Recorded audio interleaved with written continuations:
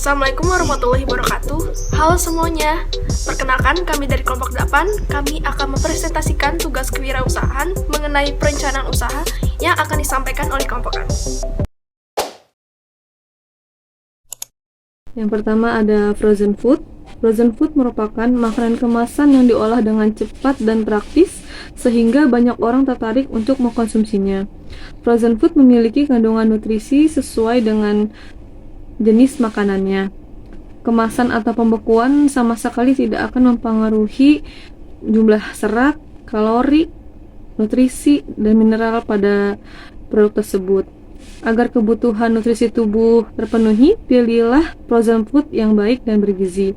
Frozen food merupakan salah satu bisnis yang paling diminati dan memiliki prospek yang baik. Nah, yang kedua ada dimsum.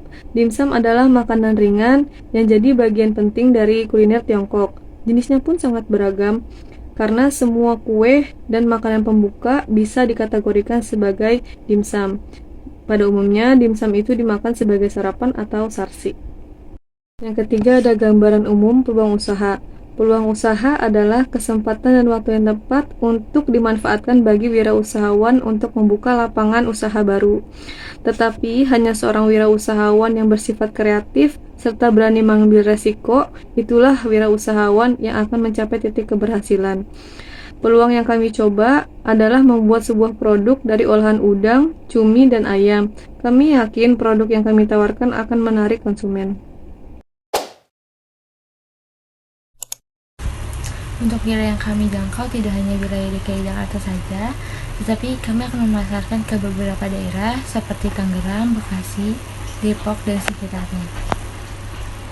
Untuk STP produk sendiri dibagi menjadi 3, yaitu segmentasi, targeting, dan positioning. Untuk marketing mix ada dibagi menjadi 4, yaitu produk, price, place, dan promotion.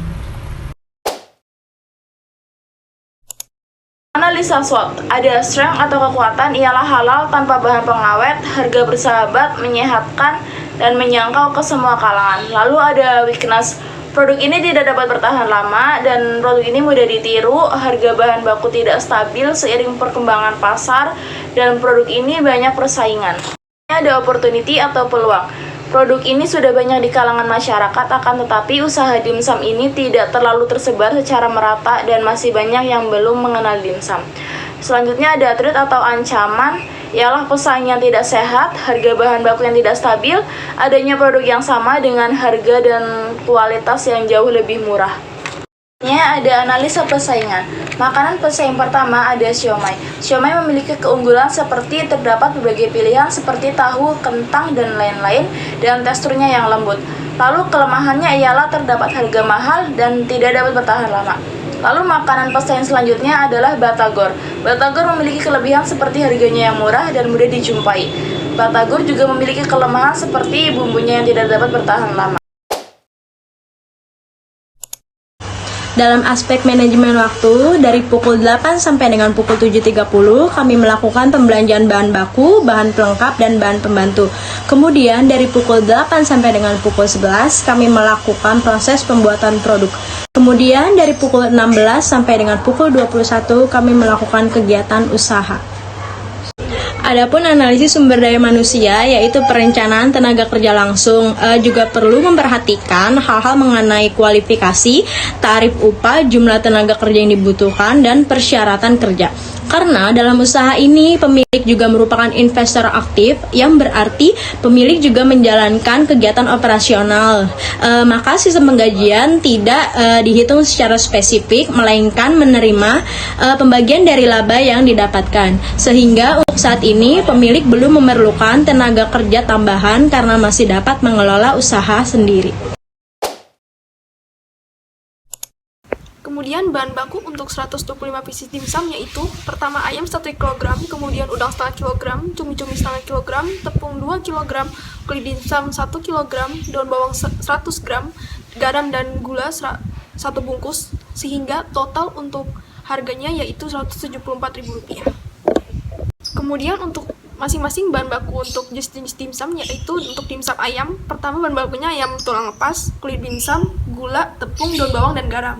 Kemudian untuk jenis dimsum cumi-cumi sama bahannya hanya ditambahkan cumi-cumi, dan untuk jenis dimsum udang sama juga bahan-bahannya hanya ditambahkan dengan udang. Untuk proses pembuatan dimsumnya, yang pertama itu siapkan bahannya dan juga peralatannya. Kemudian yang kedua, giling daging ayam hingga halus. Lalu yang ketiga, campurkan daging ayam telah digiling tadi dengan tepung sagu tani, minyak wijen, minyak bawang, daun bawang, garam, dan juga chicken nor.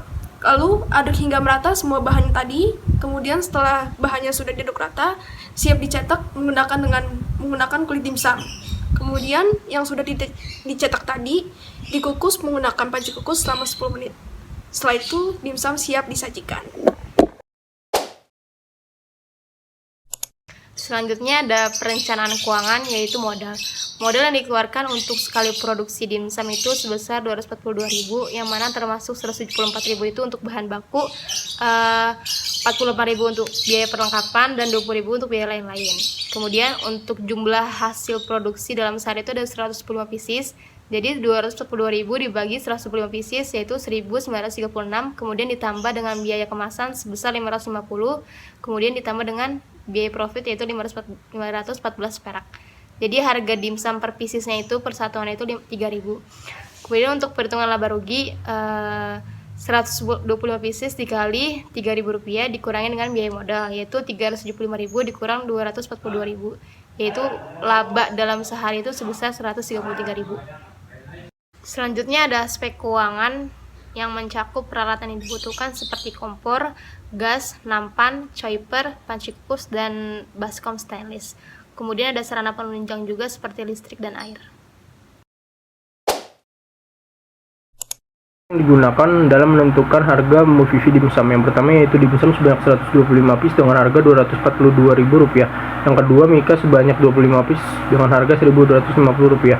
Yang ketiga, sumpit sebanyak 25 piece dengan harga Rp2.500. Yang keempat, sambal sebanyak 25 piece dengan harga Rp6.250. Yang terakhir, saus tomat sebanyak 25 piece dengan harga Rp3.750, dan subtotal yang diperoleh yaitu Rp252.750.